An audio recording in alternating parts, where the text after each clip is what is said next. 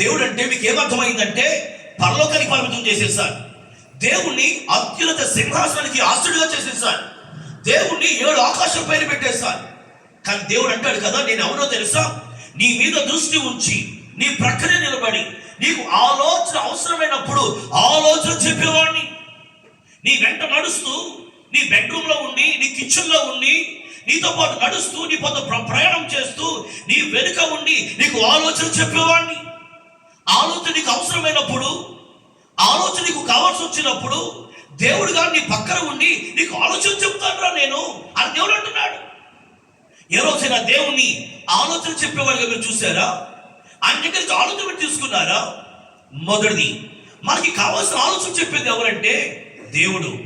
దేవుడు చెప్పేటువంటి ఆలోచన ప్రకారం మీరు చేయగలిగితే అది ఎంత క్షేమకరమ నేను వివరిస్తాను మీకు తర్వాత.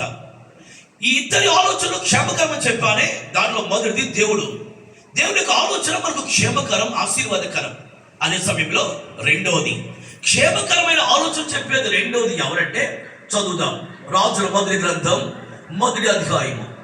రాజుల మొదటి గ్రంథం ఎక్కువ తగ్గించండి. రాజుల మొదటి గ్రంథం 1వ అధ్యాయం 12వ వచనం. కాబట్టి నీ ప్రాణమును, నీ కుమారుడైన సొలొమోను ప్రాణమును రక్షించుకొనుటకై నేను నీకు ఒక ఆలోచన చెప్పేదను, వినుము. చాలండి. ఈ మాటలు మాట్లాడుతుంది ఎవరంటే, దైవజనుడైనటువంటి నాథాను, ప్రవక్త అయిన నాథాను బెత్షెబా దగ్గర వచ్చి మాట్లాడుతున్నమాట. అమ్మా, నీ ప్రాణమును, నీ కుమారుడైన సొలొమోను ప్రాణమును రక్షించుకొనుటకు నేను నీకు ఆలోచన చెప్తాను, విను అన్నాడు. ఈ వాక్య భాగంలో ఆలోచన చెప్పేది ఎవరంటే దైవజనుడు. ఏ సందర్భంలో ఈ మాట అన్నాడో మీకు వివరిస్తాను తర్వాత. నేను ఇక్కడ చూడవలసిన మాట ఏంటంటే, దైవజనుడు ఆలోచన చెప్పేవాడు. నీకు ఒక ఆలోచన చెప్తాను వినుము అని నాతాను ప్రవక్త మాట్లాడుతున్నాడు. మీకు తెలుసా, క్షేమకరమైన ఆలోచన చెప్పేది రెండవది మీ దైవ సేవకుడని. దైవజనుడు ఆలోచన చెప్పేవాడని మీకు తెలుసా?